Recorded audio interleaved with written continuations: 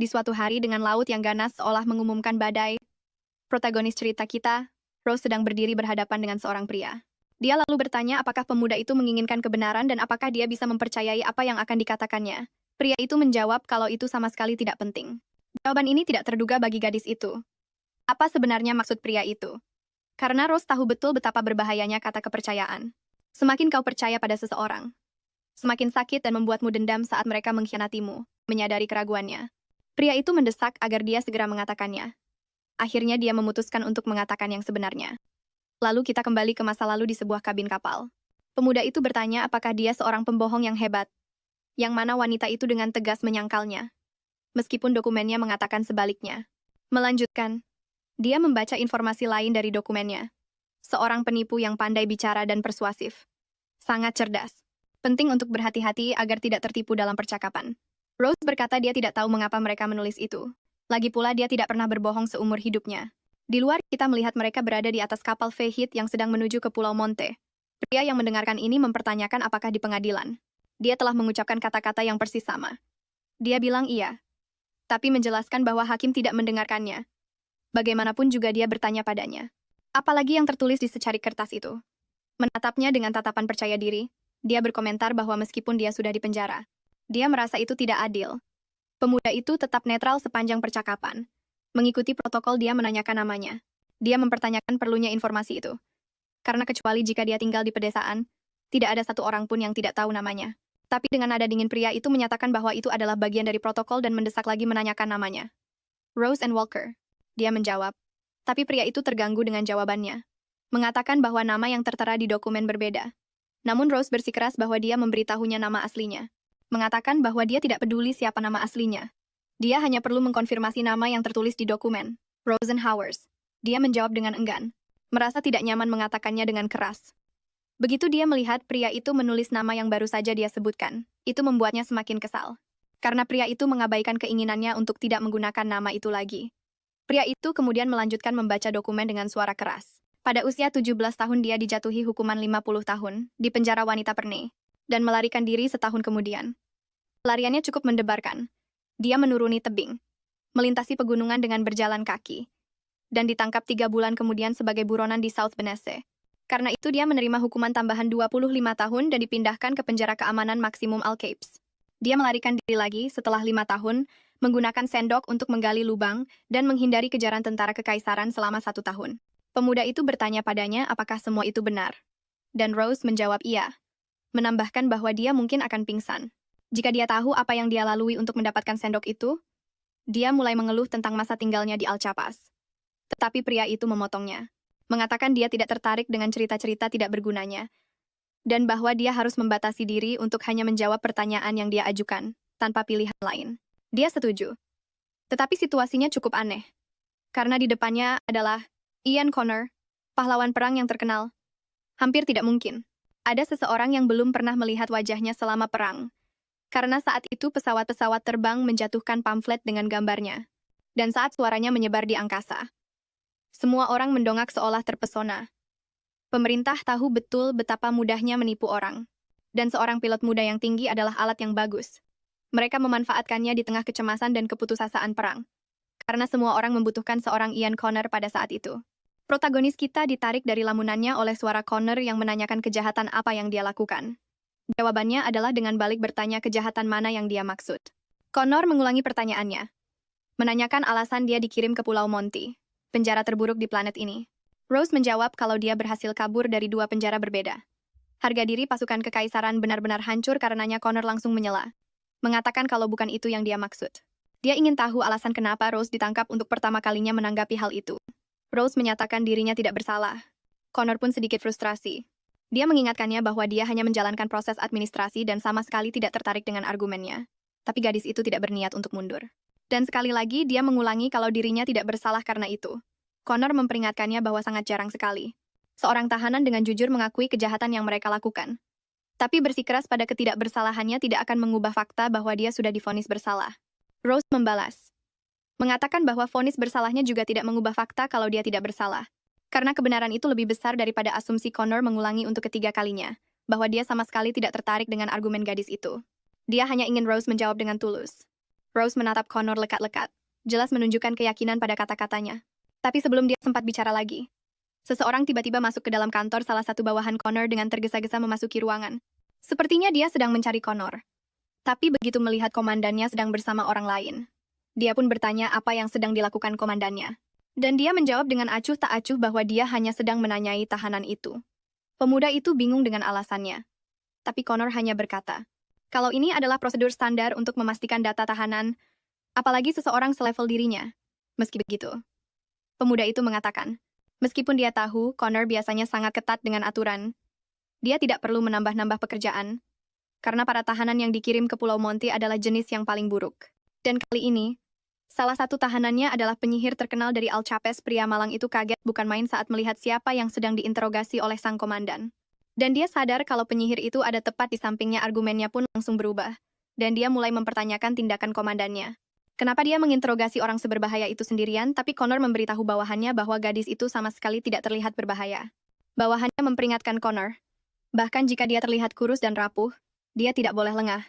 Karena justru tubuh rapuh itulah yang berhasil kabur dari penjara Alchapes. Selain itu, di usianya yang baru 17 tahun. Rose memotong perkataan pria itu, melanjutkan kalimatnya dan berkata bahwa di usia 17 tahun, dia membunuh suaminya, Henley Howards. Dia menusuknya sebanyak 36 kali dengan sebuah benda dapur. Dokter forensik mengkonfirmasi bahwa itu adalah kejahatan yang didasari kebencian, bahkan setelah napas terakhirnya. Sang pembunuh terus menusuknya. Dengan suara bergetar, seolah mengingat kembali kenangan menyakitkan itu. Rose menegaskan bahwa bukan dia yang melakukannya. Dan dia adalah istri yang baik yang sangat mencintai suaminya. Dengan berlinang air mata, dia bersikeras bahwa yang terjadi sebenarnya adalah seseorang masuk ke rumah mereka. Banyak orang yang iri pada suaminya.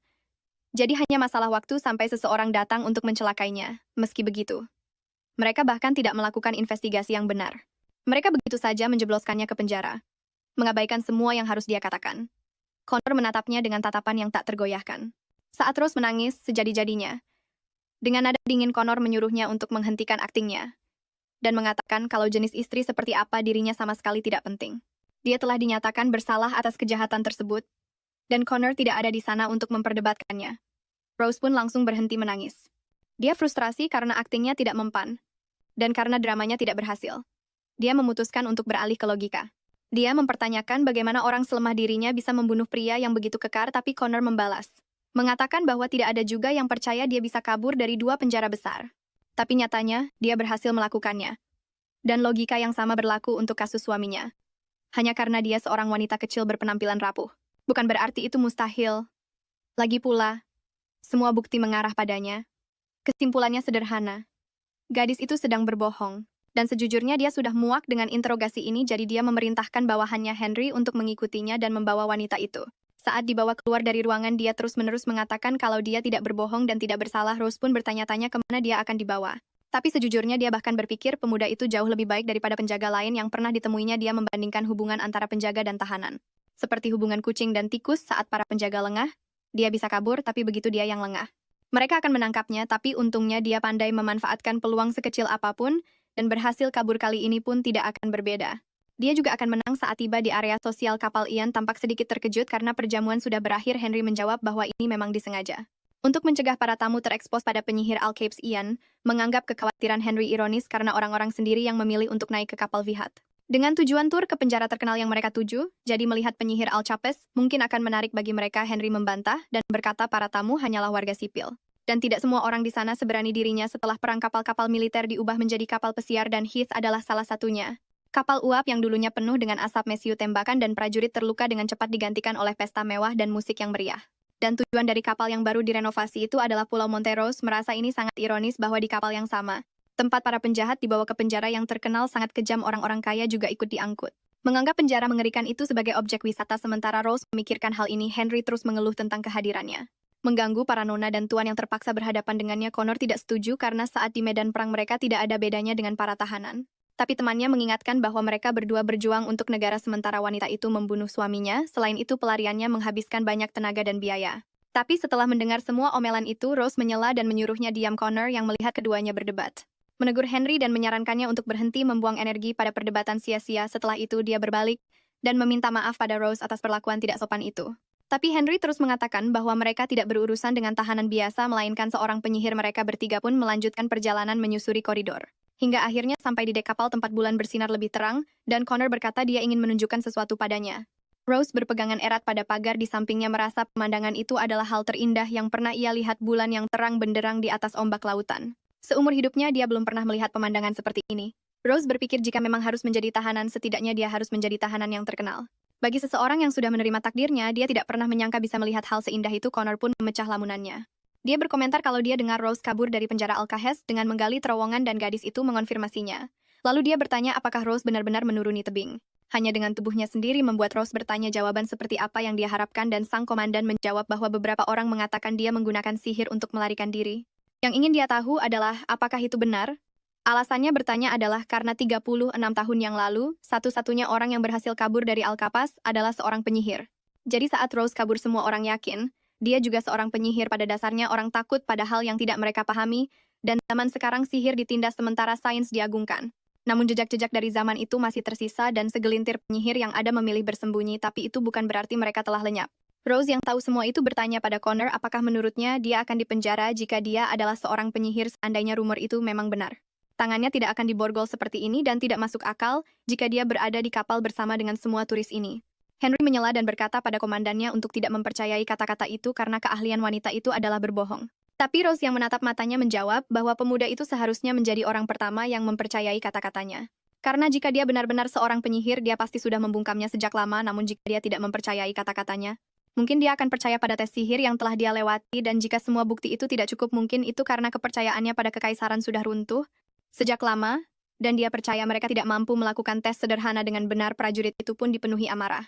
Tapi sebelum dia bisa mengatakan apa-apa, Connor menyela memerintahkannya untuk melepaskan tangannya dari tahanan itu, dan mengatakan bahwa jika dia kehilangan kendali sekali lagi, dia akan terpaksa melaporkannya kepada atasannya. Itu sudah cukup untuk membuat pemuda itu mundur karena tidak menyangka akan ditegur.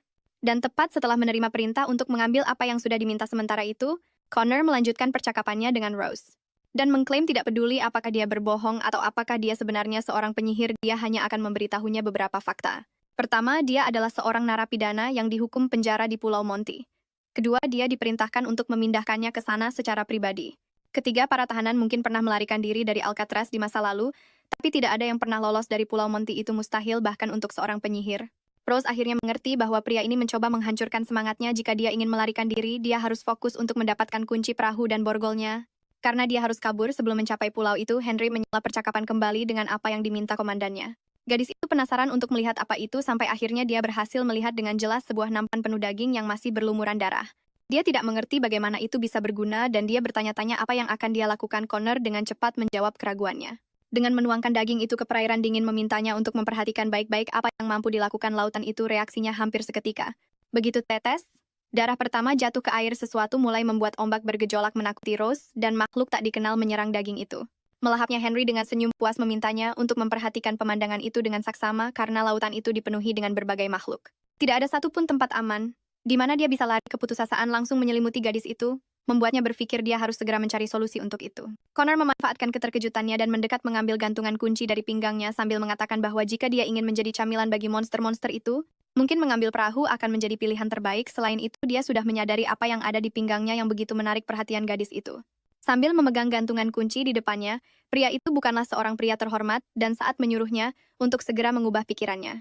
Dia mengungkapkan sifat asli seorang penjaga. Rose sudah mempelajari ini sebelumnya bahwa penjaga tidak bisa menjadi pria terhormat. Connor berbeda dari pria yang muncul di pamflet bagi orang normal. Dia mungkin seorang pahlawan tapi tidak baginya, karena dia hanyalah seekor tikus kecil. Kembali ke selnya yang remang-remang. Dia bertanya-tanya apakah tidak ada cara lain untuk melarikan diri, dan seorang tahanan lain mendekatinya. Bertanya apakah dia benar-benar tidak akan memberitahunya. Rose bertanya apa yang dia bicarakan, dan wanita itu mengaku dia merujuk pada Ian Connor. Karena dia sudah kembali ke ruangan setelah bertemu dengannya, tahanan itu ingin tahu apa yang dia katakan, tapi Rose hanya meringkasnya. Mengatakan bahwa dia hanya menunjukkan peluang sebenarnya untuk melarikan diri. Itu sedikit mengecewakan bagi teman satu selnya, jadi gadis itu bertanya apa sebenarnya yang ingin dia dengar. Dan dia menjawab bahwa dia mengharapkan sesuatu yang lebih seru. Kebetulan dia bukan satu-satunya yang menunggu untuk mendengar sesuatu. Rose bertanya pada Maria, teman satu selnya, hal seru macam apa yang sebenarnya dia harapkan. Temannya itu segera mulai mengembangkan fiksi karangannya, kisah tentang seorang tahanan muda dan cantik. yang memasuki kamar komandan muda dan tampan itu, tapi hanya sejauh itu imajinasinya bisa berjalan, dan dia memintanya untuk segera menceritakan detailnya. Tapi Rose lebih tertarik untuk tahu bagaimana temannya bisa menyebutnya tahanan cantik dalam kondisinya yang seperti itu. Maria bilang kalau di antara semua wanita di sana, dialah yang paling muda dan lagi pula dia hanya ingin tahu apakah benar-benar tidak terjadi apa-apa, tapi Rose tidak bisa membayangkan alasan bagi seseorang seperti Connor untuk mau. Menggodanya, Maria membalas dengan mengatakan kalau strategi itu sudah berhasil di Alchepes. Senyum Rose langsung memudar. Mengingat apa yang harus dia lakukan untuk kabur. Tapi kali ini berbeda karena Connor bukanlah masalah terakhir, ada beberapa monster di lautan di luar sana. Dan melewatinya akan menjadi tugas yang hampir mustahil. Meski begitu, Maria meletakkan tangannya di bahu Rose dan bertanya apakah dia benar-benar berpikir untuk menyerah. Hubungan di antara mereka berdua ini menarik untuk diceritakan. Maria dari Alcapes adalah seseorang yang lebih pantas mendapat julukan penyihir daripada Rose. Jika di luar penjara para penjaga adalah hukumnya, maka yang menguasai penjara dari dalam adalah Maria. Orang-orang yang menarik perhatiannya akan mati di penjara. Bahkan sebelum menyelesaikan hukuman mereka, ketika dipindahkan ke Alchepes, Rose sudah menjadi tahanan terkenal yang berhasil melarikan diri. Mereka bertemu saat Rose sedang menggali jalan keluarnya. Maria bertanya, apakah dia sengaja mencoba membangunkan semua penjaga dengan suara berisik itu? Rose tidak bisa bilang apakah Maria mendekatinya, karena ketenarannya saat dia bertanya bagaimana cara mendapatkan sendok itu, tapi setelah dia menarik perhatian Maria, hidupnya di dalam menjadi jauh lebih damai dari sebelumnya, karena para tahanan lain memperlakukannya sebagai salah satu pemimpin meskipun dia tidak mengerti alasannya saat itu. Sekarang dia bisa mengerti. Maria kembali bertanya apakah dia berniat untuk menyerah, sambil menatapnya dengan mata yang penuh dengan harapan putus asa. Ternyata para tahanan menginginkan kesuksesannya seolah-olah mereka ingin melihatnya menghancurkan harga diri pasukan kekaisaran. Dan menutupi jejaknya berharap dia akan hidup nyaman di suatu tempat sambil mempermalukan pasukan kekaisaran. Menggenggam tangan Maria, Rose berkata, kalau sepertinya tidak ada seorang pun di sana yang mengenalnya karena dia tidak pernah menyerah terutama sekarang. Pelariannya telah menjadi simbol perlawanan bagi mereka semua. Temannya tersenyum sangat lebar setelah mendengar itu, mengatakan kalau itulah yang ingin dia dengar. Lalu dia melemparkan sebatang rokok ke tangan Rose. Gadis itu terkejut melihat temannya tidak hanya berhasil mendapatkan sebatang, tapi bahkan punya korek api untuk menyalakannya. Tapi mengesampingkan itu, dia mulai berdebat dengan Maria tentang Ian. Connor bertanya apakah dia bukan hanya seorang pilot. Meski mendapatkan ketenaran selama perang, wajar untuk bertanya-tanya apa yang dia lakukan di sana karena itu bukan tempat untuk angkatan udara. Tapi itu adalah sesuatu yang juga ingin diketahui Maria, dan dia mengajukan hipotesis kalau Connor dipindahkan karena sakit, tapi bagi Rose dia terlihat sangat sehat. Penyakit macam apa yang bisa menjatuhkan manusia yang dibentuk untuk menjadi definisi kesempurnaan itu sendiri, tapi Maria bilang temannya tidak mengerti apa yang dia maksud. Dan hanya menempelkan jari telunjuknya ke kepalanya mengisyaratkan bahwa Connor sudah gila. Bagi Rose itu terdengar lebih tidak masuk akal. Bagaimana bisa pria sempurna itu menjadi gila tapi temannya tidak peduli, dan itu tidak penting, itu bukanlah sesuatu yang akan mempengaruhi mereka. Yang penting adalah bagaimana mereka akan merayunya. Rose menjawab kalau hal semacam itu hanya berhasil pada orang-orang bodoh. Sejujurnya dia tidak tahu harus berbuat apa sekarang. Misalnya anggap saja dia berhasil mencuri kuncinya, apakah mungkin setelah itu menggunakan sekoci tanpa mesin untuk menyeberangi lautan yang penuh monster? Jelas itu mustahil. Masalah yang dihadapinya bukan hanya kabur, karena bahkan jika dia selamat, dia pasti akan mati kelaparan saat terombang-ambing, tapi sejujurnya dia tidak berpikir ada cara lain selain perahu itu, namun dia perlu memikirkan cara agar itu berhasil. Namun pemikirannya terganggu oleh suara sesuatu yang memantul. Dia mengeluh kepada orang yang bertanggung jawab untuk menghentikannya. Karena itu mengganggunya, dia menyadari bahwa pembuat suara itu adalah seorang gadis kecil yang muncul entah dari mana. Rose langsung bertekad untuk mencari tahu bagaimana gadis itu bisa sampai di sana, dan Maria hanya bilang dia tidak tahu. Tapi justru gadis kecil itulah yang membawakannya rokok. Rose masih kaget dengan kelancangan temannya itu. Rose memberitahu gadis kecil itu bahwa bukan ide yang bagus untuk pergi ke sana sendirian dan bertanya di mana orang tuanya. Gadis itu berbalik, dan saat dia melihat wanita itu, matanya langsung berbinar, dan dia segera berlari ke arahnya. Rose menjadi semakin jengkel, karena dia sudah dengan jelas menyuruhnya pergi dan jangan mendekat. Saat akhirnya berdiri di depannya, anak itu tersenyum menyapa dan memperkenalkan dirinya sebagai Lila Levy. Seketika itu juga Rose mengenali nama keluarga itu, dan bertanya pada gadis kecil itu apakah dia mengenal Henry. Lila menjawab kalau Henry adalah pamannya, lalu bertanya apakah si tahanan ini kebetulan temannya. Dan Rose menjawab bisa dibilang begitu. Tapi jika sebelumnya dia sudah tidak tahan dengan mulut kotor si bodoh itu melihat kecerobohannya terhadap keponakannya sendiri. Membiarkannya berakhir di sebuah penjara membuatnya semakin jengkel. Dengan cepat dia memarahi gadis itu, mengatakan kalau dia seharusnya tahu betul bahwa ini bukanlah tempat untuk jalan-jalan, apalagi taman bermain anak-anak. Hal itu membuat gadis kecil yang malang itu sedih. Si gadis kecil menjelaskan kalau dia hanya ingin pamer pada teman-temannya bahwa dia bertemu dengan Rose Walker. Rose sendiri tersenyum mendengar gadis itu mengatakannya dengan penuh semangat. Lila menjelaskan bahwa ada rumor yang mengatakan kalau si penyihir ada di kapal ini. Dan karena kakeknya adalah sang kapten, dia sudah bilang ke semua orang kalau dia akan menemuinya, tapi tidak ada satupun temannya yang percaya. Rose tersenyum mendengar pengakuan ini dan memberi selamat pada gadis kecil itu karena mendapatkan apa yang dia inginkan, karena dialah Rose Walker. Sementara itu di dek kapal Henry tiba-tiba bersin merasa ada seseorang yang membicarakannya dan mengeluh bahwa dia telah menerima tugas yang merepotkan. Dengan komandannya yang merujuk pada Rose. Connor memberitahu bawahannya bahwa dia harus menganggapnya sebagai semacam istirahat. Karena mereka bisa mengagumi pemandangan Pulau Monty dalam perjalanan pulang sesuatu yang rela dibayar mahal oleh banyak orang. Henry hanya menganggap tempat itu membosankan. Dan bertanya apakah temannya tidak bosan setelah perang berakhir karena menurutnya pulau penjara di atas lautan monster bukanlah taman hiburan. Tapi Connor hanya tertawa menyebutnya kolot dan bertanya apakah dia terganggu oleh wanita itu merujuk pada si penyihir dari Alchapes. Dan Henry menjawab iya karena wanita itu berasal dari Riorton. Henry lalu memberitahu komandannya untuk tidak terlalu khawatir. Tapi tak lama kemudian dia mengulangi nama kota itu sebelum mengatakan bahwa sekarang semuanya baik-baik saja, namun dia menekankan fakta bahwa Rose juga berasal dari sana, dan tampaknya melakukan kejahatan saat tinggal di sekitarnya. Connor berkata dia sudah tahu itu dan temannya juga sudah menyadari fakta tersebut, terutama karena dia menulis semuanya di secarik kertas. Itulah mengapa dia berkomentar tentangnya. Teorinya adalah justru karena alasan inilah. Dia begitu peduli pada gadis itu bahkan sampai melakukan interogasi terpisah tanpa alasan yang masuk akal. Riorton adalah kota kelahiran mereka berdua. Tempat mereka menghabiskan masa kecil masuk ke akademi militer. Dan pada saat yang sama, itu adalah tempat di mana dia pertama kali menerbangkan pesawat. Itu juga nama kota yang hancur lebur oleh sebuah ledakan. Kenyataannya Rose adalah gadis yang sangat beruntung karena dia lolos dari maut dengan melarikan diri dari kota itu. Seorang narapidana yang dihukum seumur hidup yang menggunakan hal itu untuk lolos dari kematian. Bisa dibilang dia pergi ke Pulau Monty praktis seperti seorang selebriti. Ditambah lagi dia dikawal oleh sang pahlawan Connor. Connor mengerti maksud temannya tapi menegaskan bahwa itu tetaplah Pulau Monty. Dan bertanya, apakah dia tahu arti dari tempat itu mengingatkannya pada trauma masa lalu? Pemuda itu menjawab bahwa dia tahu betul. Tapi tetap saja dia tidak merasa lebih yakin. Hal ini langsung membuatnya teringat masa lalunya di Riorton saat dia menggendong seorang bayi sambil melihat jasad seorang wanita yang tewas. Dan sampai hari ini dia tidak bisa menerima kematian wanita itu. Entah itu Pulau Monty atau nama konyol lainnya, kenyataannya si penyihir Alchapes itu masih hidup. Gadis kecil yang masih berada di antara sel-sel kapal itu sangat terkejut saat tahu bahwa wanita yang diajaknya bicara adalah Rose Walker yang asli sang narapidana itu. Mengambil kesempatan untuk sedikit bermain-main dengan gadis itu, dia memintanya untuk merahasiakannya karena ini bukan sesuatu yang dia ceritakan pada sembarang orang. Lila bertanya, apakah yang diberitakan di koran itu benar bahwa dia menggali terowongan dengan sendok yang diakui oleh tahanan itu. Gadis kecil itu kemudian bertanya, apakah dia benar-benar seorang penyihir yang mampu menggunakan sihir senyum Rose memudar seketika dan untuk terakhir kalinya dia memastikan nama gadis itu, yang menjawab dengan senyum di wajahnya. Tahanan itu berkata bahwa dia punya sesuatu yang penting untuk ditanyakan menarik perhatiannya tapi melunturkan senyumnya. Sebelum mengatakan bahwa jika gadis itu mampu melakukan permintaannya dia akan menunjukkan sihirnya. Lila ragu-ragu karena kakeknya pernah memberitahunya untuk tidak pernah mengabulkan keinginan para tahanan, tapi Rose bertanya, apakah dia tidak mau melihat sihirnya, dan seketika Maria mengerti apa yang sedang terjadi di sana. Bagaimanapun juga si penyihir palsu itu mengklaim bahwa pertanyaannya tidak sulit sama sekali untuk dijawab, dan pada akhirnya dia hanya penasaran. Gadis itu akhirnya setuju memberi Rose alasan yang dia butuhkan untuk merayakannya, sebelum bertanya, apakah gadis kecil itu mengenal Ian Connor. Sesuatu yang sudah jelas karena dia adalah bos pamannya, dan seorang pahlawan perang. Lalu dia bertanya, apakah mereka berdua dekat, yang dijawab tidak oleh Lila. Karena dia sangat kaku, tapi pamannya selalu berkata bahwa, meskipun dia tidak menunjukkannya, dia sangat menyayanginya. Karena dia sudah mengenalnya sejak Lila masih dalam kandungan ibunya. Pamannya yang lain juga mengatakan bahwa dia adalah pria yang baik, tapi Lila tidak yakin tentang itu.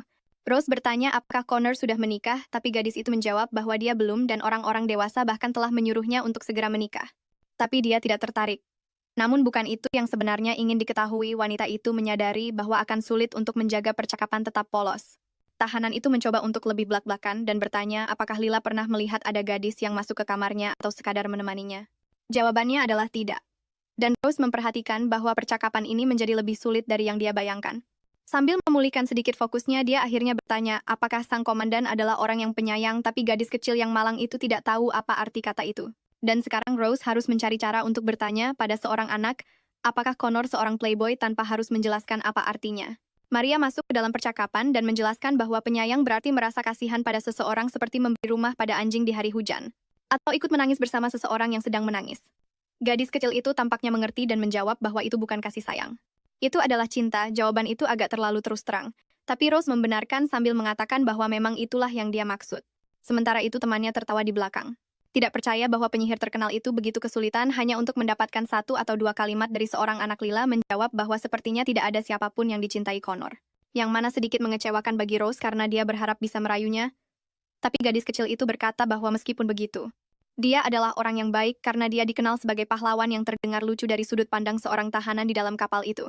Tapi meskipun begitu Rose berterima kasih padanya. Tidak peduli apa yang dipikirkan orang, sepertinya tentang seorang pahlawan, jadi dia menoleh ke arah gadis itu dan berkata bahwa seperti yang dijanjikan dia akan menepati kata-katanya. Untuk itu dia meminta gadis itu untuk menunjukkan apa saja yang dia bawa tidak peduli seberapa kecil, dan dia menerima sebuah koin.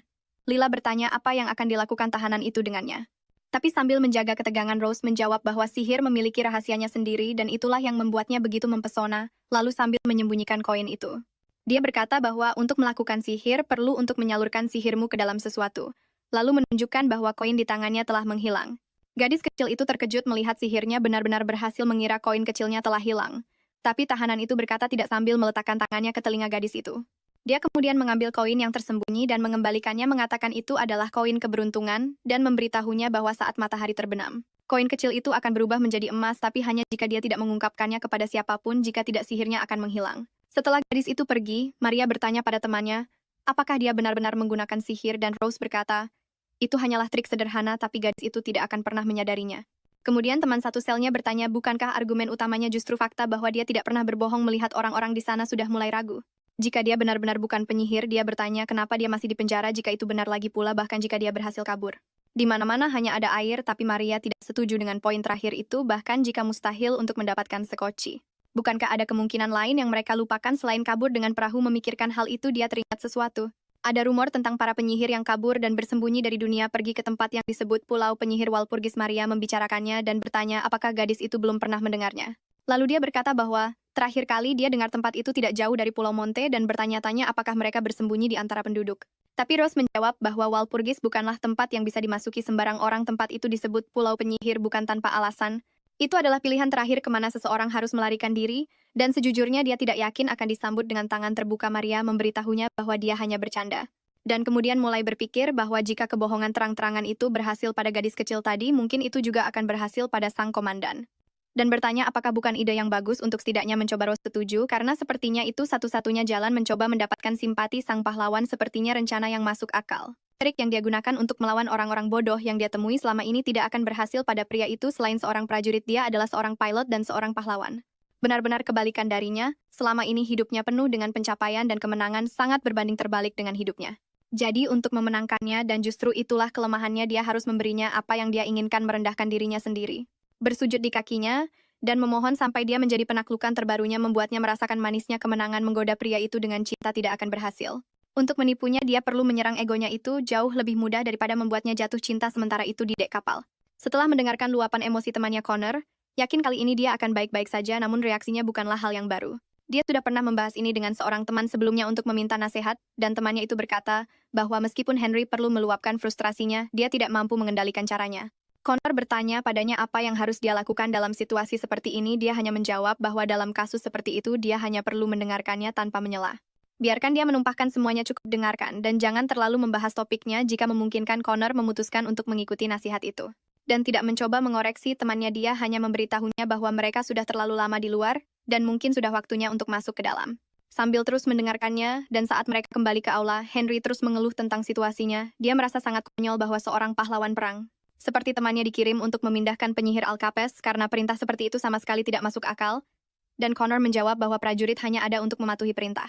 Henry membalas dengan mengatakan bahwa dengan mencapai posisi bergengsi di dalam militer, hal seperti ini seharusnya berakhir.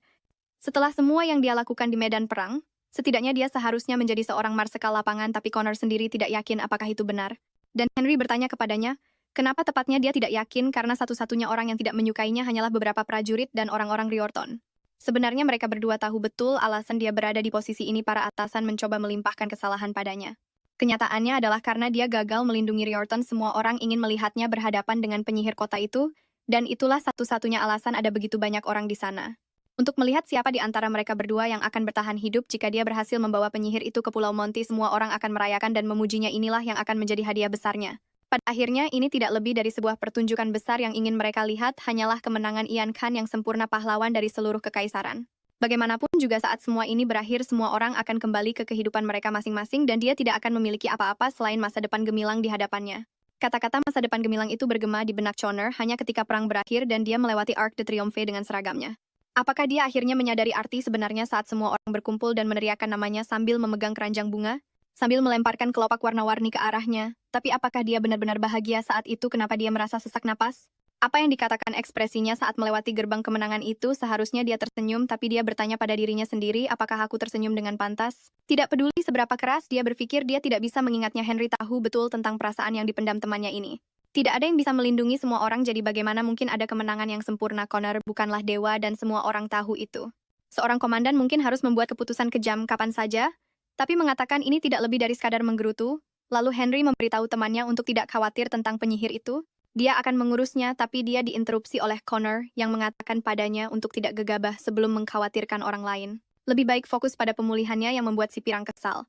Karena dia sudah merasa jauh lebih baik, tapi permohonannya diabaikan. Yang bisa dia lakukan hanyalah melihat temannya pergi. Seolah-olah dia tidak membutuhkannya. Kemudian duduk di kantornya, Connor merenung, sementara suara Henry bergema di kepalanya. Mengatakan bahwa itu bukan salahnya kematian di Riorton. Operasi yang dipimpin oleh Korps Udara saat itu adalah pertaruhan gila jika bukan karena Komando Connor. Semuanya akan menjadi kegagalan total, tapi sang komandan sendiri tidak merasa begitu salah. Siapa kematian itu jika bukan salahnya? Bagaimana mungkin itu bukan salahnya? Ini membuatnya teringat saat dia menerima misi untuk mengawal para tahanan ke Pulau Monty. Dengan tambahan tugas untuk mengawasi Rose Howard, perintah terakhir itu bergema di kepalanya. Mejanya sudah penuh dengan artikel berita dan laporan tentang wanita itu. Buronan dari Riorton satu-satunya yang selamat. Entah kenapa dia merasa bersalah. Gadis itu adalah satu-satunya yang masih hidup. Ini membuatnya mempertanyakan apa yang telah dia lakukan dengan Riorton. Saat berpikir dengan linglung, dia akhirnya melewatkan sesuatu yang penting. Sampai sebuah suara wanita menyela melihat ke depan. Dia teringat apa yang sedang dilakukannya karena Rose yang kesal bertanya mengapa dia memanggilnya ke sana. Dan apakah dia setidaknya mendengarkannya atau hanya menganggapnya seperti perabot biasa. Setelah kembali fokus, Connor kembali pada apa yang sedang dilakukannya, menunjukkan pada tahanan itu gambar seekor hiu dan mengajarinya tentang jenis makhluk yang hidup di lautan itu. Seolah-olah dia sedang berbicara dengan anak kecil. Kesal dengan semua omong kosong itu, Rose berdiri dan menggebrak meja. Memerintahkannya untuk segera berhenti menyimpulkan semua omong kosong itu. Gadis itu berkata bahwa yang coba dikatakan Connor hanyalah berpikir untuk kabur dari sana. Itu bodoh, itulah sebabnya dia mengajarinya tentang monster-monster itu. Jujur saja dia bahkan tidak tahu sudah berapa hari berlalu sejak omong kosong ini dimulai, dan bertanya apakah dia pikir Rose itu bodoh.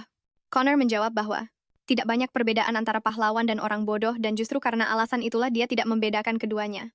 Di posisinya orang normal bahkan tidak akan berani berpikir untuk kabur. Rose bertanya apakah dia menyebutnya impulsif. Tapi Connor bilang dia hanya menyebutnya pemberani, namun tidak dapat disangkal bahwa beberapa orang melihatnya sebagai semacam pahlawan kegelapan. Wanita itu menoleh padanya dan bertanya apakah menurutnya Rose adalah pahlawan yang dipercayai semua orang atau hanya orang bodoh yang beruntung. Pria muda itu menjawab bahwa menurut standarnya Rose menjadi orang bodoh saat dia kabur dari penjara, dan setelah mendengar itu gadis itu menendang meja, membuat Connor memintanya untuk menahan sedikit agresivitasnya. Rose berkata dia melakukan itu hanya karena pria itu memanggilnya bodoh, tapi kenyataannya pria malang itu hanya menjawab sebuah pertanyaan. Ini membuatnya bertanya apakah menurutnya dia harus tetap diam saat menjalani hukuman 50 tahun penjara, dan Connor setuju bahwa melakukan itu juga tidak cerdas. Rose berpikir dengan hati-hati tentang jawaban berikutnya karena dia sudah menyadari bahwa sang komandan tampak lebih tertarik saat dia mengatakan omong kosong, jadi dia bertanya apa yang akan dilakukan oleh pikiran cerdas pahlawan perang itu di posisinya. Melihat helaan napas berat Connor, Rose sudah mulai merayakannya, berpikir dia berhasil menarik simpatinya. Tapi Connor yang masih menulis catatannya berkata bahwa saat dia diadili dia bisa saja mendapatkan pengurangan hukuman jika dia mengaku. Dan jika dia berkelakuan baik di penjara, dia bisa meminta pembebasan bersyarat dan bahkan pindah ke penjara yang lebih baik. Rose bercanda mengatakan bahwa jika dia melakukan itu, dia tidak akan selamat dari pengeboman di Riordan, tapi Connor sepertinya tidak menyukai lelucon itu.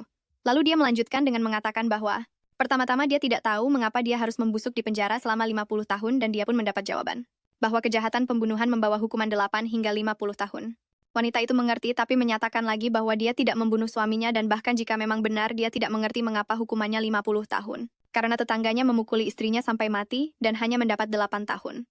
Connor mengangkat tangannya dan menunjuk ke belakangnya dan mengatakan bahwa alasan mengapa itu terjadi tertulis di buku-buku. Di belakang sana, Rose dengan wajah memelas berkata bahwa meskipun buku-buku itu ada di sana, dia tidak bisa membacanya, dan Connor tahu itu dengan sangat baik. Tapi seperti yang baru saja dia katakan, jawabannya tertulis di dalam hukum. Wanita itu mencoba berdebat, tapi Connor memotongnya karena pada akhirnya dihukum seumur hidup di Pulau Monty adalah murni masalahnya sendiri. Lalu dia lelah dengan percakapan itu dan memutuskan untuk pergi. Bahkan saat Rose memprotes agar dia menunggu sambil menarik gadis itu dengan rantainya, dia berkata bahwa interogasi sudah selesai. Dan tidak peduli seberapa keras dia bersikeras, pria itu tidak berhenti. Tapi Rose tahu dia tidak bisa pergi begitu saja karena jika dia meninggalkan ruangan itu sekarang, dia akan kembali ke selnya, dan dalam kasus terburuk dia tidak akan punya kesempatan lagi. Ini adalah satu-satunya kesempatan yang dia miliki untuk mengatakan omong kosong. Dia harus menarik perhatiannya.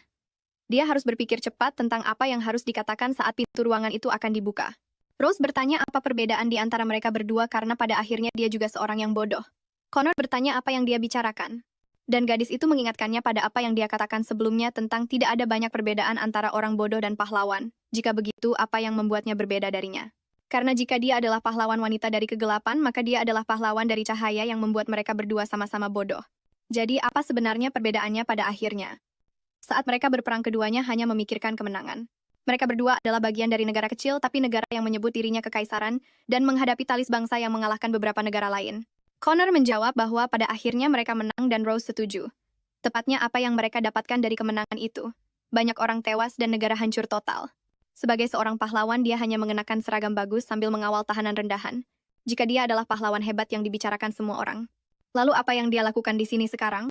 Untuk pertama kalinya, Connor kehilangan kesabarannya, dan sambil menariknya lebih dekat, dia memerintahkannya untuk menutup mulut. Rose telah mencapai apa yang dia inginkan. Dia membuatnya keluar dari karakternya. Dia bertanya padanya apakah dia benar-benar berpikir itu adalah sebuah kemenangan. Membuatnya semakin jengkel, dia hanya perlu pria itu menamparnya, dan dia terus memprovokasinya untuk melakukannya. Menahan rasa sakit sesaat bukanlah apa-apa. Jika ini membantunya untuk dibebaskan, maka pria itu bisa menghancurkannya di bawah kakinya. Dia sudah terbiasa menggunakan rasa sakit sebagai senjata. Dan ketika dia berpikir pria itu akhirnya akan memukulnya. Connor hanya meninju pintu dan sambil menatap matanya berkata bahwa dia tidak punya hak untuk mengatakan itu. Rekan yang tak terhitung jumlahnya tewas dan terluka di langit Riorton dan seperti biasa sejarah tak akan mengingat mereka tapi semua orang tahu itu dan meski begitu. Mereka mengorbankan nyawa mereka di usia muda untuk melindungi rakyat kekaisaran. Tidak seperti orang sepertinya yang hanya tahu cara melarikan diri dan bahkan tidak mampu menghargai pengorbanan itu. Jadi setidaknya dia harus punya sopan santun untuk tidak menghina mereka. Dan sejujurnya dia berharap gadis itu belajar dari kesempatan yang dimilikinya saat ini. Bahwa tidak semua orang memilih untuk hidup sepertinya. Lagi pula dia yakin semua yang dikatakan gadis itu hanyalah untuk memprovokasi dan mencari perhatiannya. Jadi ada baiknya dia menghentikan permainan dan provokasinya karena kebohongannya terlalu dangkal untuk bisa mempengaruhinya. Rose bahkan tidak percaya pria ini adalah orang yang sama yang baru saja marah. Barusan dia mengulangi lagi bahwa dia tidak pernah berbohong. Connor saat ini sudah lelah dengan usahanya memanipulasi. Pada akhirnya tahanan itu tidak bertindak lebih jauh dari yang dia perkirakan. Tapi sebagai sedikit kelonggaran dia memutuskan untuk memberitahunya sesuatu. Sebenarnya tidak diperlukan rantai seperti ini di lautan. Meski begitu alasan kenapa dia harus memakainya di pergelangan tangan adalah untuk menanggung beban dosanya karena telah merenggut nyawa seseorang. Mendengar kata-kata itu, Rose berpikir bahwa meskipun datang dari mulut yang sama, dua hal yang pria itu katakan seolah diucapkan oleh orang yang sama sekali berbeda. Pada akhirnya dia benar. Pria itu juga seorang idiot parah.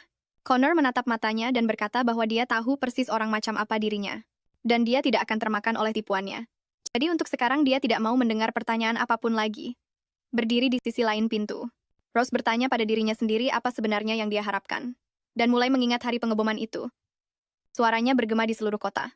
Rakyatku yang terkasih tenanglah, tidak akan ada lagi yang menyakiti kalian.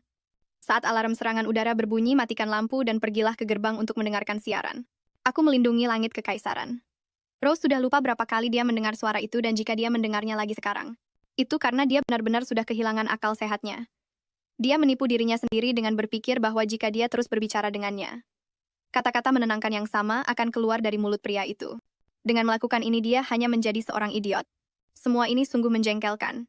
Dia tidak bisa membayangkan pria itu benar-benar seorang pahlawan. Tapi tidak ada gunanya berputus asa sekarang. Pasti akan ada kesempatan lain. Namun saat dia sedang berpikir, seseorang menemukannya. Itu adalah Henry. Dia bertanya apa yang sedang Rose lakukan di sana dengan rambut diikat ke belakang dan wajah yang sudah bersih. Yang kurang hanyalah riasan. Rose menjawab bahwa dia hanya menyegarkan penampilannya dan bertanya apakah pria itu suka dengan apa yang dia lihat. Membuatnya salah tingkah tapi tidak mengakui apa-apa. Henry bertanya apa sebenarnya yang dia rencanakan kali ini. Tapi gadis itu hanya pura-pura tidak mengerti dan mengatakan dia hanya mencuci muka karena dia menyimpan sedikit air. Tapi pemuda itu tidak tertipu oleh sandiwara kecilnya dan menyuruhnya berhenti bersikap konyol. Lalu tahanan itu bertanya apakah dia tahu rencananya. Awalnya dia menjawab ya. Tapi dia mulai kebingungan saat harus menjelaskannya. Mengatakan bahwa dia tahu. Di saat yang sama juga tidak tahu persis dan yah begitulah. Pada akhirnya Rose hanya berpikir betapa beruntungnya dia jika Connor seperti itu. Dan dia memutuskan untuk menjelaskan kepadanya apa yang terjadi saat seorang pria dan wanita berduaan di dalam sebuah ruangan. Sampai Henry menyuruhnya tutup mulut. Kemudian dengan tatapan manis dia bertanya apakah Henry kesal karena tertarik padanya. Si pirang itu bahkan mulai tergagap. Sambil bertanya omong kosong macam apa yang sedang dibicarakannya. Dan Rose melanjutkan dengan mengatakan dia berpikir begitu karena Henry selalu menatapnya. Jadi jelas dia tidak bisa mengeluarkannya dari kepalanya. Menyadari si penyihir itu sudah menyusup ke dalam pikirannya. Henry mempercepat langkahnya menuju penjara. Sementara Rose berkata jika dia ingin pelukan juga tidak apa-apa karena dia tidak galak kok. Tapi Henry hanya menyuruhnya mempercepat langkah. Dan saat mereka berjalan, keduanya berpapasan dengan Lila. Gadis kecil itu ada di sana sedang memakan coklat dan Rose mulai merasa sedikit jengkel. Karena sekali lagi mereka membiarkannya berkeliaran di kapal tanpa pengawasan. Dan dia mulai bertanya-tanya apakah gadis kecil itu akan baik-baik saja. Sampai dia ingat bahwa jika dilihat lebih dekat, gadis kecil itu dan pamannya sangat mirip. Dan dia memanfaatkan ini untuk sedikit menakuti Henry. Mendekati penjaga itu, dia berkata dengan senyumnya yang paling palsu bahwa keponakannya itu sebenarnya sangat manis. Dan bertanya, apakah namanya kebetulan Lila membuat Henry langsung terkejut? Dia bertanya bagaimana tahanan itu bisa tahu tentangnya. Dan Rose hanya menjawab, kalau itu tidak sulit ditebak secara refleks, dia menoleh ke belakang dan menjatuhkan kuncinya ke lantai begitu. Rose menatap gadis kecil itu. Rose bertanya apakah dia takut, tapi saat dia melihat keponakannya dengan tenang memakan permen, dia merasa sedikit lebih tenang. Rose bertanya kenapa dia begitu gugup, padahal tangannya diborgol sepanjang waktu, dan prajurit itu menjawab bahwa dia masih yakin Rose adalah penyihir meskipun orang lain terus menyangkalnya. Dan jika sampai dia menyentuh sehelai rambut pun di kepala keponakannya, dia akan menyesal, tapi Rose hanya membiarkannya berpikir sesukanya namun saat dia berteriak pada tahanan itu. Rose panik dan mulai meneriakkan nama Lila, bertanya apa yang sedang dilakukannya. Gadis kecil itu mulai kesulitan bernapas. Dan ketika keduanya melihatnya, mereka melihat gadis itu tersedak coklat. Rose adalah orang pertama yang menyadarinya dan mulai memohon agar ada dokter yang menolong. Dan bertanya pada Henry di mana dokter di kapal ini. Dia tidak menjawab meskipun keponakannya sedang sekarat karena dia benar-benar membeku ketakutan. Rose bertanya-tanya, kenapa si bodoh itu bertingkah seperti itu melihat dia tidak akan mendapat bantuan apapun. Dia mulai memohon agar seseorang menolong gadis kecil itu. Tapi tidak ada satu orang pun yang berguna di sana. Mereka berada di tempat terburuk bagi seorang anak untuk tersedak, membuatnya bertanya-tanya bagaimana dia bisa menolong. Di tengah keputusasaan dia terdorong untuk berlari ke arah gadis kecil itu, tapi tangannya diborgol dan dia tidak bisa melakukan apapun. Berbalik lagi ke arah prajurit itu, dia memohon agar pria itu segera sadar karena dia tahu cara menyelamatkannya. Dan dia berteriak agar prajurit itu melepaskannya sekarang juga. Ini membuatnya teringat masa lalunya saat dia lebih muda dan belajar pertolongan pertama dengan seorang wanita bernama Emily yang bertanya. Apakah benar-benar perlu mengetahui hal itu? Henry membuka borgolnya sambil mengingat jawaban wanita itu. Tentu saja kamu harus tahu. Orang tidak hanya mati dalam pertempuran, manusia adalah makhluk rapuh yang bisa mati atau terluka karena alasan-alasan konyol. Rose bertanya kenapa dia harus membagikan ilmunya kepada orang lain karena sepertinya mereka juga tidak akan berterima kasih padanya, tapi Emily hanya menjawab bahwa dunia tidak bisa diselamatkan oleh satu orang saja dan sambil berlari ke arah Lily tahanan itu mengingat hal tersebut. Meskipun manusia tidak mampu menggunakan sihir, akan tiba saatnya seseorang akan membutuhkannya. Orang-orang akhirnya terbangun karena suara berisik itu. Dan keluar dari kamar mereka untuk melihat apa yang terjadi. Ketika akhirnya semua orang tiba, mereka melihat ada seorang gadis kecil yang tersedak di koridor. Membuat semua orang terkejut, salah satu tamu bertanya, apakah dia baik-baik saja, dan yang lain menjawab untungnya seseorang telah menyelamatkannya dengan terkejut. Rose tidak percaya bahwa dia benar-benar berhasil melakukannya. Dan saat Lily menangis di pelukannya, dia hanya bisa berpikir bahwa dia benar-benar telah menyelamatkan seorang anak. Henry berlari dengan putus asa ke arah keponakannya dan memeluknya. Bertanya apakah dia baik-baik saja. Para tamu kapal bertanya apa yang telah terjadi dan seorang wanita yang membuka pintu di akhir keributan itu berkata bahwa dia tidak melihat banyak karena datang terlambat, tapi menurutnya wanita itu sedang memegangi anak itu dan melakukan pertolongan pertama. Sepertinya ada sesuatu yang tersangkut di tenggorokannya. Semua orang merasa lega mendengar ini. Sampai akhirnya mereka menyadari siapa penyelamat gadis itu, namun ada hal lain yang menarik perhatian. Rose melihat ke lantai, dia melihat benda yang tersangkut di tenggorokan Lily. Hanyalah sebutir coklat biasa. Gadis itu hampir kehilangan nyawanya hanya karena sebuah permen. Rose tidak bisa menahan tawanya. Hanya sesuatu yang tidak berbahaya seperti permen kecil ternyata mampu membunuh seseorang sama seperti peluru. Kelihatannya pada akhirnya bukan hanya prajurit yang bisa menyelamatkan atau membunuh orang. Emily ternyata benar. Setelah sedikit lebih tenang, dia bertanya-tanya apakah Henry sudah sadar, memanfaatkan fakta bahwa dia telah mungkin mendapatkan simpatinya dengan apa yang telah dilakukannya. Dia bertanya, apa pendapat si pirang itu tentang keahliannya? Seseorang mendengar pembicaraan itu dan mulai mendekatinya. Sementara si tahanan terus berkata bahwa jika pemuda itu berterima kasih, setidaknya dia bisa memberinya sedikit air untuk membersihkan diri atau paling tidak membawakannya makanan yang layak ke selnya. Tapi tak lama kemudian dia sadar pemuda itu tidak menjawab sampai sebuah suara lain menyahutinya dan berkata, semua itu nilainya jauh lebih rendah daripada nyawa gadis kecil itu. Connorlah yang menanggapi permintaannya. Rose menatap lurus ke arahnya dan bertanya apa yang dia lakukan di sana. Tapi percakapan mereka segera terpotong oleh suara yang lebih tua yang menanyakan apakah Lila baik-baik saja. Itu adalah kapten kapal. Melihat gadis kecil itu sehat, Rose tersenyum dan berdiri. Dia berkata bahwa dia hanya bercanda saat meminta hal-hal itu. Dia tidak benar-benar mengharapkan imbalan apapun karena telah menolong gadis itu. Tapi Connor memberitahunya bahwa Tidaklah sulit untuk memberinya hadiah seperti yang dia minta, karena pasukan kekaisaran selalu membayar utangnya. Dan meskipun dia adalah seorang tahanan yang dihukum ke Pulau Monty, dia tidak akan menjadi pengecualian. Sambil mengulurkan tangannya untuk diborgol lagi. Si tahanan bertanya apakah mereka benar-benar akan membiarkannya mandi. Dan Connor menjawab ya. Namun, dia tetap harus diborgol. Yang membuatnya bertanya, bagaimana caranya dia harus menggosok badannya. Kecuali mereka berencana menyiramnya seperti sayuran. Pria itu berkata dia akan mengatur seorang pelayan untuk membantunya. Jadi dia bisa merasa beruntung. Karena dia akan menerima perlakuan layaknya seorang putri. Tapi percakapan mereka terpotong oleh suara tua yang bertanya apakah dia tidak bisa bersikap sedikit lebih baik. Dan sebelum dia sempat menjawab, kapten kapal itu meneriakkan namanya dengan marah. Menanyakan dari mana dia belajar sikap tidak sopan seperti itu. Dan bagaimana bisa dia memperlakukan penyelamat anak itu dengan begitu kasar. Rose langsung sadar bahwa Pak Tua itu tidak sedang bercanda. Dan Connor bahkan mencoba berdebat bahwa dia melakukannya. Demi para penumpang. Tapi kapten berkata dia sudah memerintahkan Henry untuk mengantar semua orang ke kamar mereka. Jadi sekarang mereka bisa membiarkan nona muda itu bebas. Meskipun hanya sesaat. Lagi pula mereka dikelilingi oleh lautan. Connor menolak dan pria tua itu bertanya apa alasannya. Mengatakan bahwa di sini dia tidak punya pilihan. Sementara keduanya berdebat tentang mana yang lebih penting. Hukum kekaisaran atau perintah kapten. Rose menyaksikan semuanya seolah-olah dari kursi terbaik, menikmati pertengkaran itu. Kapten tua itu berkata bahwa aturan daratan tidak berlaku di laut. Di kapal itu, dialah hukumnya. Dan Rose bertepuk tangan melihat ketegasannya, dengan nada yang sedikit lebih ramah. Pria tua itu bertanya apakah tidak bisa dibuat pengecualian, karena dia adalah penyelamat Lila. Jadi dia setidaknya ingin borgolnya dilepaskan sebagai tanda terima kasih. Karena seseorang tidak bisa berterima kasih sambil tetap membelenggu orang itu. Connor bersikeras bahwa dia tidak bisa melakukan itu karena wanita itu tetap seorang tahanan. Tapi sambil menatap cucunya, dia berkata bahwa sebelum menjadi tahanan di kapal ini, dia adalah seorang penyelamat. Connor membalas.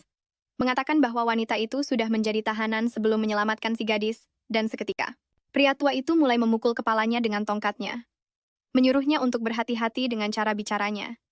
Pemuda itu bersikeras bahwa dia hanyalah seorang prajurit, dengan tugas untuk mengikuti perintah yang diberikan oleh atasannya dan tidak bisa membuat pengecualian untuk seorang tahanan. Tapi kapten mengabaikannya dan mulai berbicara langsung kepada Rose. Pertama, dia meminta maaf atas kurangnya sopan santun dari pemuda yang belum dewasa itu dan memintanya untuk menerima rasa terima kasihnya. Omong-omong, dia lupa memperkenalkan diri dan juga meminta maaf atas perilakunya yang tidak sopan. Dia sudah pensiun, tapi pernah menjadi seorang laksamana angkatan laut. Dan meskipun itu sedikit memalukan, dia yakin wanita itu pernah mendengar tentang Alex Leval yang terkenal. Rose bahkan mengenali nama itu, tapi ingatannya terasa sedikit kabur sampai akhirnya dia teringat. Dia adalah patung pahlawan perang yang berdiri di alun-alun. Dan pria tua itu senang karena dikenali. Mustahil untuk tidak tahu siapa dia karena dia adalah pahlawan perang tua. Bahkan anak jalanan sepertinya pun tahu nama itu, dan telah melihat potretnya berkali-kali. Pria itu benar-benar orang hebat. Dan dia benar-benar tidak percaya bahwa ketiga orang itu berasal dari keluarga yang sama, seorang bodoh, seorang yang imut, dan seorang pahlawan perang yang hebat. Mereka sama sekali tidak mirip. Sambil menahan kegembiraannya dia bilang dia bukan Nona dan namanya bukan Howard. Namanya adalah Rose Walker. Alex mengalihkan pembicaraan dan mulai berbicara tentang bagaimana Lila adalah cucu perempuan pertama dan satu-satunya, dan jika bukan karena dia mungkin sudah kehilangannya. Dia meminta maaf, tapi dia mendengar saat gadis itu meminta untuk mandi dan Rose berkata, dia akan sangat berterima kasih jika mereka bisa menyediakan itu di selnya, dan akan lebih baik lagi jika dia bisa mendapatkan sedikit daging. Alex berkata, dia tidak bisa melakukan itu padanya. Membuatnya bingung. Maksudnya adalah dia tidak bisa memperlakukan penyelamat cucunya seperti itu. Itu adalah sesuatu yang tidak akan pernah dia lakukan sebagai anggota keluarga Leval. Dan entah bagaimana Rose merasa tidak asing dengan itu, atas nama kehormatannya pria tua itu tidak akan membiarkan sesuatu yang begitu tidak masuk akal terjadi. Ngomong-ngomong, mumpung sedang membahasnya, dia bertanya apakah Rose punya rencana untuk besok dan maukah dia bergabung dengan mereka untuk makan malam. Hanya membayangkan betapa mengerikannya terjebak di meja bersama sekelompok orang kaya yang menyebalkan sudah membuatnya bergidik, jadi dia pun menolaknya. Menyadari bahwa gadis malang itu mungkin merasa canggung, Alex memberitahunya bahwa itu bukanlah acara besar, hanya pertemuan sederhana dengan keluarganya. Tapi sejauh ini dia telah melebih-lebihkan semua yang dia katakan dan lakukan, jadi sulit untuk dipercaya. Connor akhirnya ikut campur dan dengan hati-hati memberitahu kapten bahwa itu akan terlalu berlebihan untuk Rose. Karena dia adalah seorang pembunuh, seorang penyihir, seorang rakyat jelata, itulah yang gadis itu pikir Connor percayai tentangnya. Dan dia sudah membayangkan perlakuan seperti apa yang menurutnya pantas mungkin, yang sebenarnya dia maksud adalah orang-orang lemah, orang-orang miskin, orang-orang sial. Dan orang-orang yang dihindari yang selalu dia harapkan bisa dijaga oleh pasukan udaranya, dan Rose benar telah berpikir demikian tentangnya. Karena di saat berikutnya Connor secara terang-terangan memanggilnya pembunuh, tapi gadis itu tidak akan membiarkannya begitu saja dan dengan sopan berterima kasih pada sang kapten. Mengatakan bahwa akan menjadi suatu kehormatan untuk bergabung dengan keluarganya untuk makan malam. Dan karena dia selalu lapar, dia tidak punya kemewahan untuk menolak. Dan dia memang bisa makan bahkan jika perlu diborgol sekalipun Connor memotong perkataannya dan berkata dia tidak bisa mengabaikan risiko kabur. Tapi Rose hanya menggunakan kata-kata Connor sendiri mengatakan bahwa bagaimanapun juga dia tidak akan bisa kabur lagi pula Komandan Connor telah dengan baik hati menunjukkannya. Tentang hal-hal mengerikan yang hidup di laut dia, yang kini melihat taktiknya sendiri dipakai sebagai senjata untuk melawannya. Menjadi tidak bisa berkata-kata Rose yang melihat wajahnya membeku karena jawabannya teringat saat dia masih muda. Dan ibunya mengeluh karena dia memungut lagi salah satu pamfletnya di Jalan Gadis Malang itu bahkan mencoba membuat-buat alasan. Mengatakan dia hanya memungutnya secara kebetulan karena jatuh di depannya, tapi tentu saja itu bukan hanya kebetulan dan ibunya tahu. Dan hanya memintanya untuk berhati-hati dan jangan sampai Hindley melihatnya Rose tidak mau mengakuinya tapi dia punya banyak harapan padanya. Jadi setiap kali dia memastikan bahwa pria yang diidealkan itu benar-benar berbeda dari yang dia bayangkan, dia menjadi sangat kesal. Dan dia berharap dari lubuk hatinya bahwa pria itu hanya ada dalam imajinasinya tapi hidup selalu membawanya ke jalan yang tidak diinginkan. Dan menatapnya dengan dingin, dia bertanya, apakah dia setuju bahwa tidak ada cara untuk kabur dari kapal keesokan harinya di sebuah ruangan emas yang terang benderang. Lingkungan yang berbeda dari sel tempat dia menghabiskan hari-harinya, Rose terbangun di tempat tidur, dan bukan di lantai batu yang biasa bertanya-tanya di mana dia berada sambil masih mengantuk. Dia bertanya-tanya mengapa dia ada di sana karena itu jelas bukan selnya tapi tempat itu terlalu nyaman untuk mengkhawatirkan hal itu. Jadi dia memutuskan untuk tidak memikirkannya. Dan tidur sedikit lebih lama tapi kemudian seseorang mengetuk pintunya meminta izin seorang wanita masuk ke kamar dan dengan sopan bertanya apakah Rose tidur nyenyak. Gadis itu masih bingung dengan semua itu. Dia berpikir untuk menanyakan siapa ketiga wanita di depannya tapi mereka lebih dulu memperkenalkan diri sebagai Michelle, Louis dan Maya yang hanya ada di sana untuk membantunya mandi. Bahkan tanpa memberinya waktu untuk bereaksi. Dua dari mereka langsung menyambar lengannya dan menariknya turun dari tempat tidur. Gadis malang itu mencoba melawan meminta mereka untuk menunggu. Tapi para pelayan itu sama sekali tidak peduli dan langsung menyeretnya ke kamar mandi. Sebelum dia menyadarinya, dia sudah terbenam di dalam bak mandi, dan satu-satunya hal yang terlintas di benaknya adalah bahwa dia sedang berada di surga. Akhirnya setelah melewati kebingungan awal khas orang yang baru bangun tidur, dia pun teringat mengapa dia berada di sana. Kapten tua itu telah mengundangnya makan malam sebagai ucapan terima kasih. Awalnya dia sempat berpikir untuk menolak. Tapi akhirnya dia menerimanya sebagai cara untuk memprovokasi Connor. Setelah itu, mereka mengantarnya ke sebuah kamar yang mewah bak kamar putri di mana dia bermalam. Dan begitulah yang telah terjadi. Sejujurnya, dia bahkan tidak ingat sudah berapa lama sejak terakhir kali dia mandi dengan layak. Dan dia bertanya-tanya apakah para pelayan itu dikirim oleh sang kapten. Saat dia sedang berpikir bagaimana cara keluar dari sana, salah satu pelayan bertanya karena penasaran apakah dia benar-benar seorang penyihir. Rose pun menjawab dengan balik bertanya apakah mereka sungguh percaya akan hal itu. Dan ketiga pelayan itu sudah menduga jawaban tersebut. Mereka hanya bertanya karena Lila menyombongkan diri ke semua orang bahwa dia telah bertemu seorang penyihir. Dan memohon kepada mereka bertiga untuk merahasiakannya. Tahanan itu mengerti sekali. Anak-anak biasanya terlalu cepat berasumsi. Karena mereka sangat polos. Dan setelah keraguan mereka terjawab, ketiga pelayan itu mulai memanjakan Rose lagi. Menanyakan apakah dia mau tambahan air panas. Atau apakah mereka perlu menggosok punggungnya. Tapi Rose menolaknya. Meski begitu, mereka mengabaikan permintaan Rose untuk berhenti. Dan tetap menuangkan sedikit air panas lagi untuk meredakan lelahnya. Karena sang kapten telah memberikan instruksi yang sangat spesifik untuk memanjakannya. Rose menolak bukan karena basa-basi atau semacamnya. Hanya saja semakin lama dia berada di tempat itu, semakin kencang pula dia akan merasakan dinginnya angin di kulitnya nanti. Saat dia kembali ke rutinitasnya nanti. Dia tidak mau terbiasa dengan kehangatan ini. Baginya ini hanyalah kemewahan yang tidak perlu. Dulu saat masih muda dia mungkin polos. Tapi sekarang berbeda. Dia tidak akan terbawa oleh semua kemewahan ini seperti orang bodoh.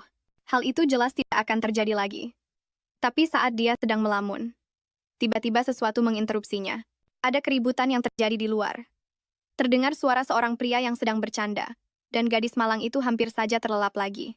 Para pelayan terdengar memberitahu suara misterius itu bahwa dia tidak boleh masuk ke sana. Dan orang yang membuat semua keributan itu ternyata adalah Henry, yang bersikeras untuk menjaga tempat itu. Bersumpah mati-matian bahwa dia tidak mau dipaksa melakukannya. Tapi dia tetap harus memastikan semuanya aman. Dia bersikeras setidaknya akan berjaga di depan pintu kamar mandi sambil menunggunya selesai. Karena itu adalah perintah sang komandan.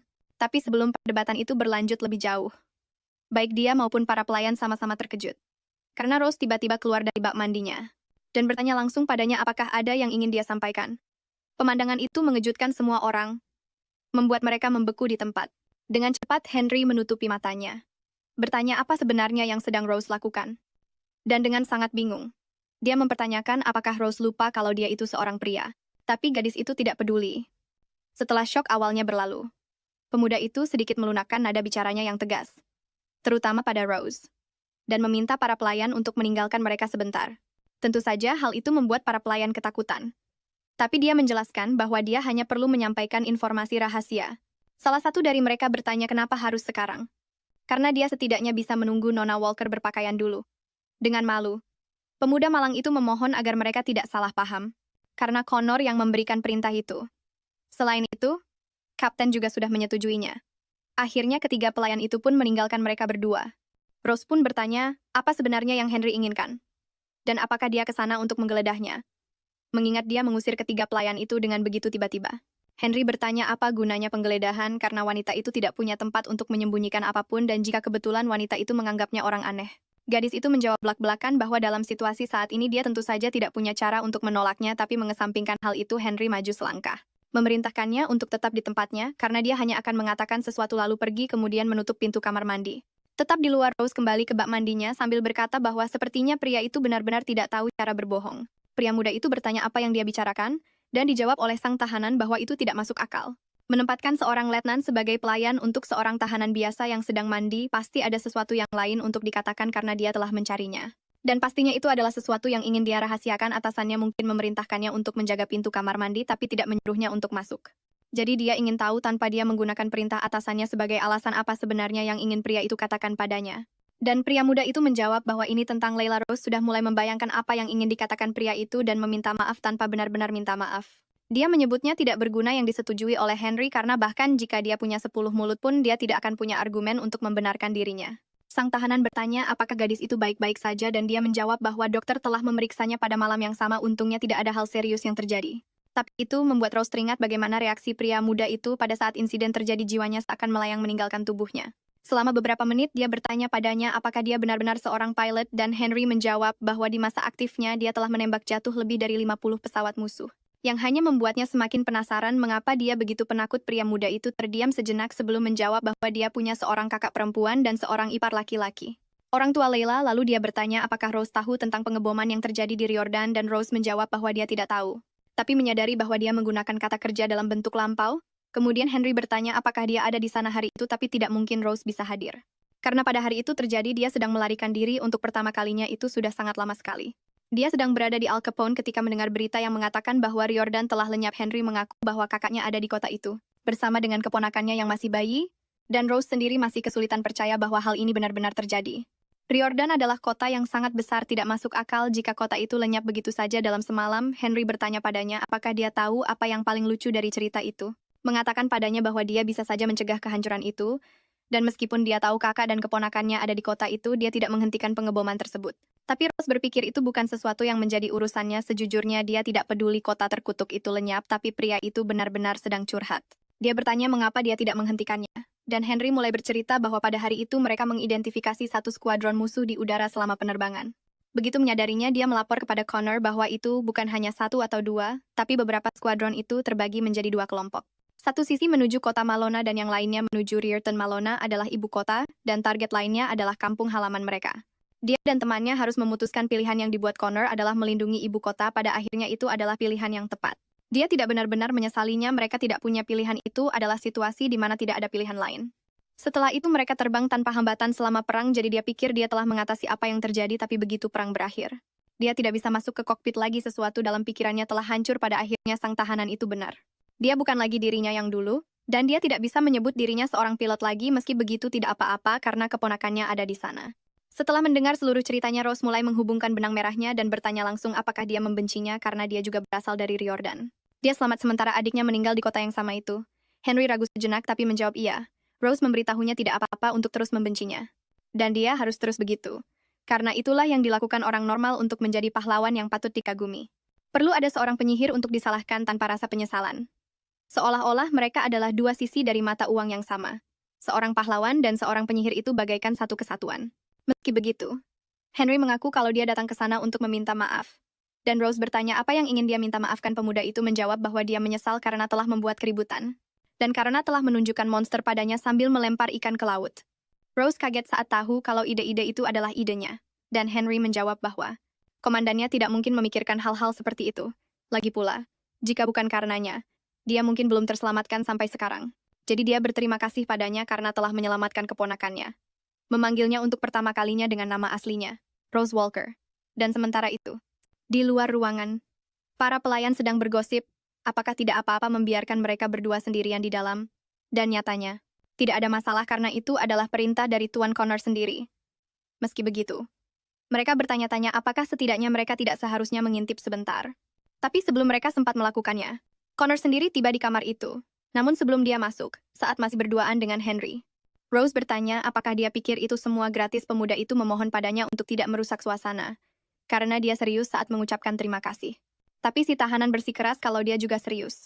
Alih-alih hanya bilang terima kasih, dia harus menunjukkan betapa besarnya nilai ketulusannya itu. Henry bertanya apa maksudnya uang karena kalau memang itu, dia bahkan bisa memberikannya. Tapi jujur saja dia ingin tahu apa yang akan Rose lakukan dengan uang itu. Tapi gadis itu menyuruhnya untuk lebih kreatif lagi. Karena ada hal-hal lain yang bisa dia berikan padanya. Sambil jelas-jelas melirik kunci milik Henry, sadar apa yang dimaksud Rose. Henry langsung menolak. Karena itu bukanlah sesuatu yang bisa dia lakukan dengan posisinya saat ini. Hal itu membuat Rose menyindir betapa pelitnya keluarga Level. Tapi pemuda itu bilang bukan itu masalahnya. Rose bertanya apakah masalahnya karena dia seorang tahanan dan apakah Henry benar-benar menganggapnya seorang pembunuh. Henry menahan diri untuk menjawab.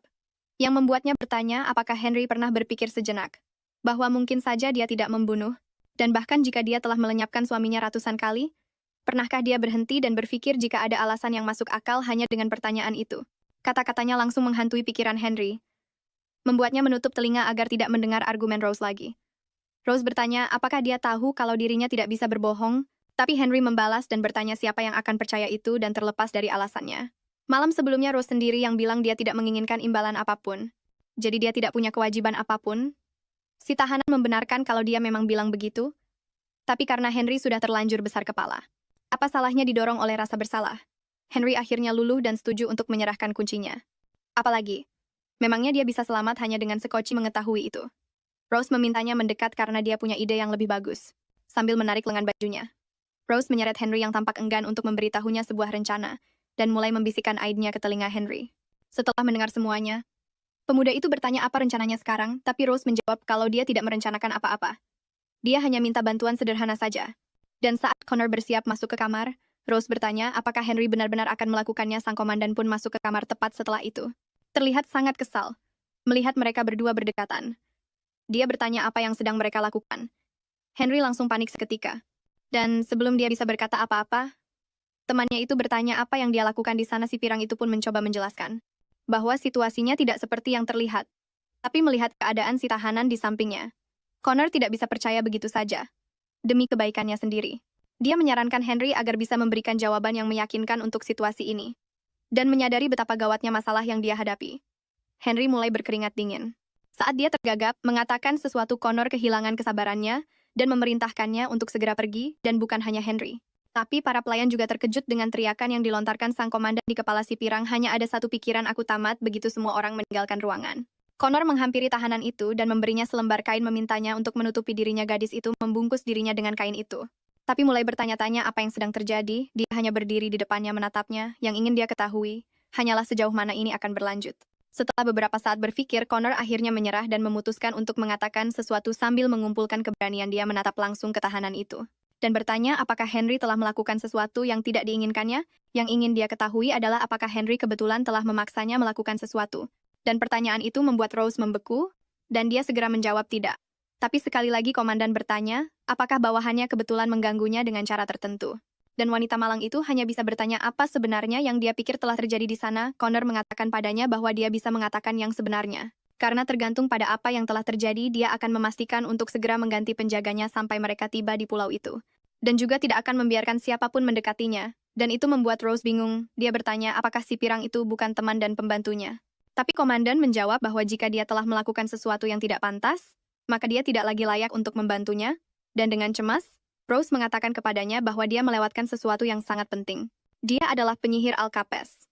Sementara Henry adalah seorang pahlawan yang telah berjuang di sisinya dalam perang sebelum hal lain. Si pirang adalah sekutunya. Bukan sekutunya, tapi Connor bertanya apa hubungannya semua itu dengan apapun membuatnya terdiam. Rose bertanya apakah dia bahkan tidak mempercayai bawahannya sendiri. Dan dengan tingkat kepercayaan seperti itu, dia terkesan mereka bahkan berhasil saling membantu dalam perang. Connor menjawab bahwa dia benci cara berpikir seperti itu. Orang-orang tidak konsisten, bahkan jika temannya adalah bawahan yang baik, dia masih perlu memperbaiki banyak hal. Menatap lebih serius, dia bertanya lagi apakah benar-benar tidak ada yang terjadi. Rose merasa tidak enak dan memutuskan untuk menjelaskan semuanya, mengatakan bahwa mereka berdua hanya sedang berbicara. Ketika ditanya tentang apa dia menjawab itu, tentang Lila, Henry terlalu malu untuk berterima kasih padanya di depan yang lain. Dan tidak menyenangkan baginya untuk mempermainkan pria besar, sepertinya dia tidak akan mendapatkan apa-apa dengan melakukan itu, dan ini membuat Connor bertanya apa yang dia maksud dengan keuntungan. Apa yang akan didapatkan seorang tahanan dari seorang penjaga? Dan Rose menjawab bahwa itu sudah jelas, reaksi yang dia tunjukkan saat melihat mereka berdua bersama di sana. Membuktikannya, akhirnya sedikit santai Connor duduk dan berkata bahwa sampai saat itu dia tidak mengerti bagaimana orang-orang bisa tertipu oleh kebohongannya. Tapi sekarang dia melihat bahwa wanita itu hanya menunggu kesempatan seperti ini. Itulah yang telah dia tunggu-tunggu, mudah untuk melihatnya jika kau memperhatikan. Rose menjadi lebih serius dan bertanya apakah dia benar-benar ingin tahu mengapa itu terjadi, dan dia mengatakan kepadanya bahwa sebenarnya bukan karena dia menipu semua orang, tapi orang lainlah yang berpura-pura tertipu. Connor bertanya apa maksudnya dengan itu.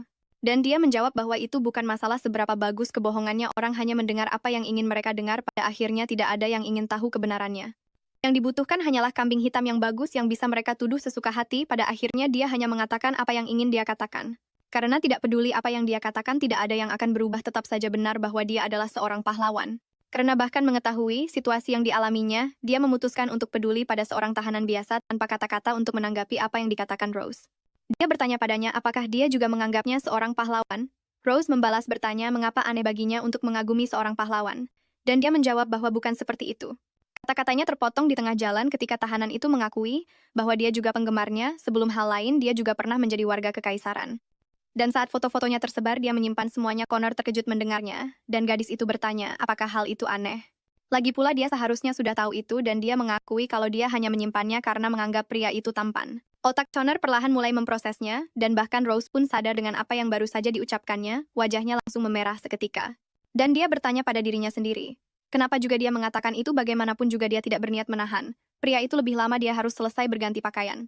Jadi dia akan meminta para pelayan untuk kembali, dia juga akan memasang kembali borgolnya begitu selesai berganti pakaian. Dan jika pria itu benar-benar khawatir dia akan melumpuhkan mereka dan kabur, dia bisa membiarkan pintunya sedikit terbuka dengan Henry berjaga di luar. Tentu saja, dia harus berdiri membelakangi, namun memotong ucapan Rose yang tak terkendali. Connor mengulurkan tangannya ke arahnya. Dia menjelaskan kalau dia di sana bukan karena kesal, dia hanya sedikit bingung saat ditanya kenapa. Dia pun menjawab. Itu karena perkataannya tadi tentang mereka berdua yang sama, karena faktanya,